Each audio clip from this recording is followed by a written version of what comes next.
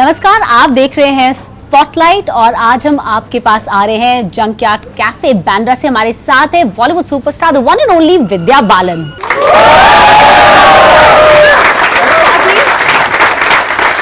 Thank you. और साथ ही हमारी यंग ऑडियंस के लिए भी जोरदार तालियां।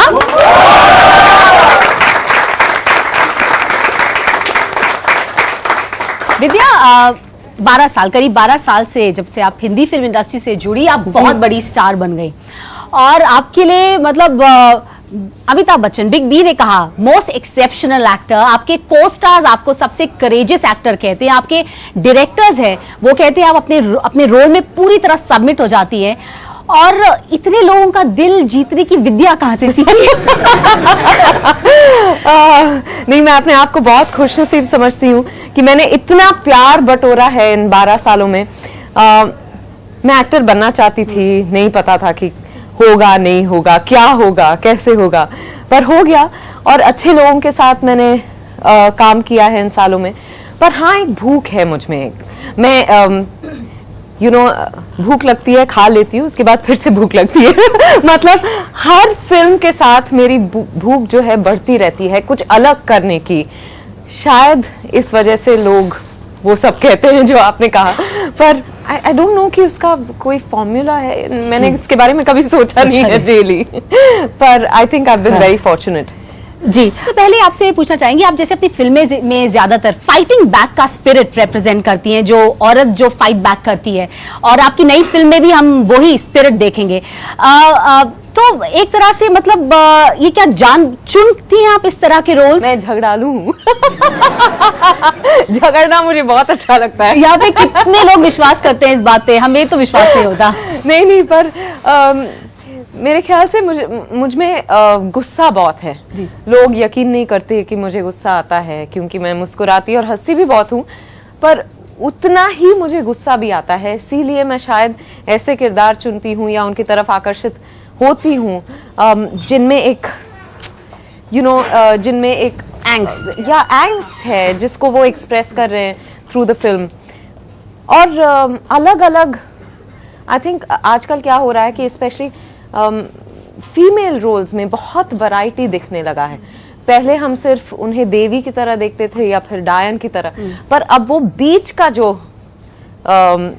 का जो स्पेस है उसमें हम खेल रहे हैं, जहां इसके एम्बिशंस भी हैं, ये प्यार भी करती है, पर एम्बिशियस भी है, इसका गुस्सा भी आता है, वो अपने लिए बहुत कुछ करना चाहती है। So I think I express myself openly all the time. तो शायद मैं उन किरदारों की तरफ खींची चली जाती हूँ। जी, सिर्फ ऑन स्क्रीन नहीं हमने देखा रियल लाइफ में भी कई पर्सनल बैटल्स भी आपने उतनी जिगर से आपने लड़ा है। देखिए, जैसे कि चाहे इंडस्ट्री है तो एक तरह से किसी खान के साथ आपने आज तक काम नहीं किया है।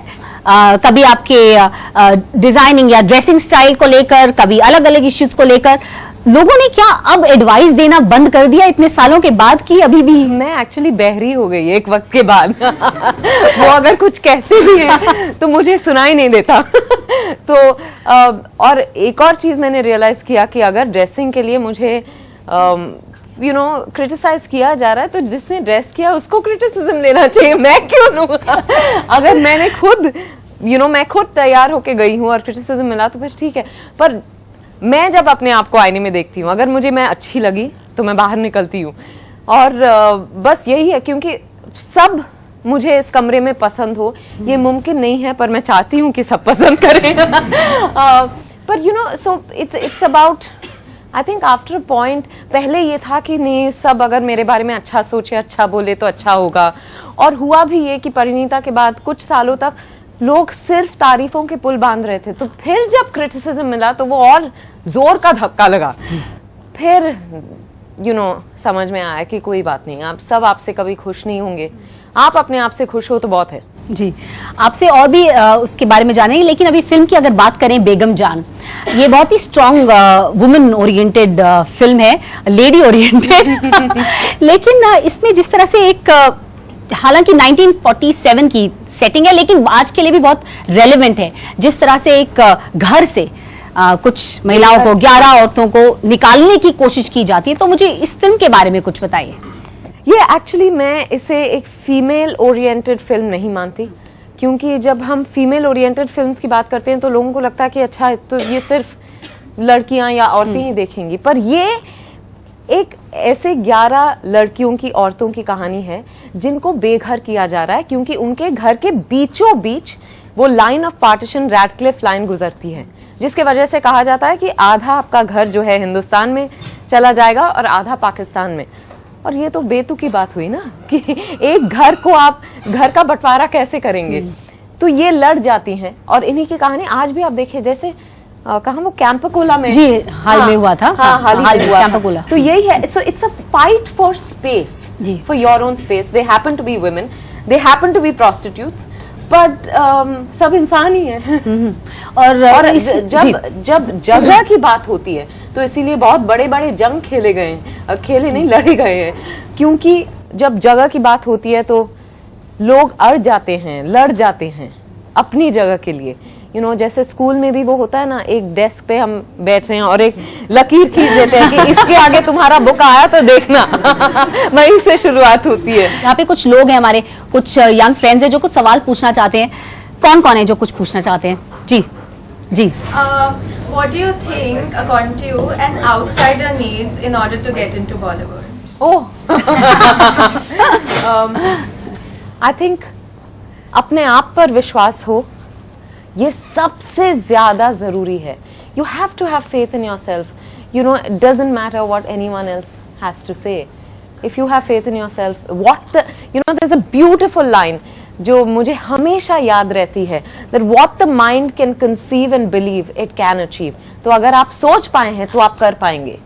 So do you think external factors also play some role? No, I think you attract, the right people, the right opportunities if you really have faith in yourself.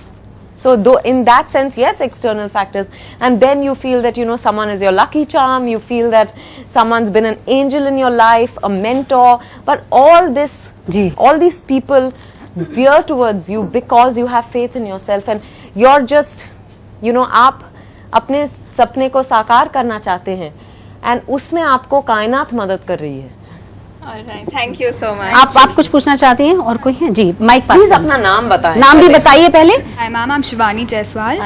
सवाल पूछिए। आजकल बहुत अटेंशन ग्रैब कर रहा है और ट्रॉल्स भी इतना ही अटेंशन ग्रैब कर रहा है जितना सोशल मीडिया कर रहा है। तो व्हाट डू यू थिंक कि आपके ऊपर जब कोई ट्रॉल होता है तो आप उसे हैंडल कैसे कर पाते हो? मैं आपको सच बताऊं एक राज, मैं ट्वीट अगर करती हूँ तो ट्वीट करती हूँ और भूल जाती हूँ, रिस्पॉन्सेस चेक नहीं करती। जब याद आता है 1, 2, 3 दिन बाद, that's also because I am not very regular on Twitter, तो मैं चेक करती हूँ। कभी अगर कुछ नेगेटिव हुआ तो मैं पढ़ती भी नहीं हूँ, बिकॉज अंदाज आपको लग जाता है ना कि हल्का सा पढ़ के, I don't care about it.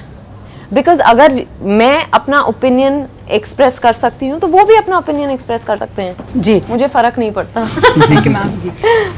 बाकी सवाल थोड़ी देर बाद। और कुछ आपकी फिल्म के बारे में अभी कुछ पूछना चाहेंगे। फिल्म बेगम जान, आपने जैसे इस फिल्म में आशा भोसले जी ने भी आवाज दी है और पहली बार मेरे करियर में आशा जी ने मेरे लिए गाना गाया है और बहुत खूबसूरत गाना है।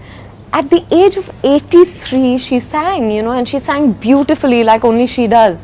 मेरे लिए, हमारी पूरी टीम के लिए ये बहुत मतलब गौरव की बात है कि उन्होंने अग्री किया और गाया। अनु जी तो बच्चे की तरह थे, अनु मलिक जिन्होंने म्यूजिक कंपोज किया है फिल्म का, वो हॉस्पिटल में थे, उनकी तबीयत खराब थी, पर उन्होंने कहा आशा जी तैयार हो चुकी है। So he was sitting and working on the tune even in the hospital. Vidya, जैसे हम आपकी फिल्म की बात कर रहे थे, बेगम जान, इस फिल्म में कंपैशन है, रॉथ है, एंगर है और सेंचुअलिटी है, काफी ऐसी चीजें हैं जो एक महिला जिससे गुजरती भी हैं। फिल्म को सेंसर में भी कोई कट नहीं, शायद ही कोई कट बिना कट के पास हुई और ए सर्टिफिकेट मिला। तो इतनी कैसे, मतलब ए सर्टिफिकेट मिला बिना कट्स के, बहुत बड़ी बात है, क्योंकि ये film tells the story of 11 prostitutes। तो गाली गलौज भी है इसमें, मैं बहुत अग्रेसिव भी हूँ, थप्पड़ वप्पड़ भी मार देती हूँ। और इसके बावजूद वो क्लियर हुआ है, तो ये बहुत बड़ी बात है। तो आप सरप्राइज हुई थोड़ा सा, बिकॉज आजकल ऐसी फिल्मों को लेकर कभी कभी सेंसर का रुख कड़ा हो जाता है। हाँ, पर एक आध वर्ड्स को उन्होंने चेंज करने की मांग की। उसके वजह से फिल्म पे कोई असर नहीं पड़ा, तो हमने कहा कि we'll do it very easily. मैं चौंक गई, नहीं मैं चौंकी मुझे लगा कि अच्छा काम किया।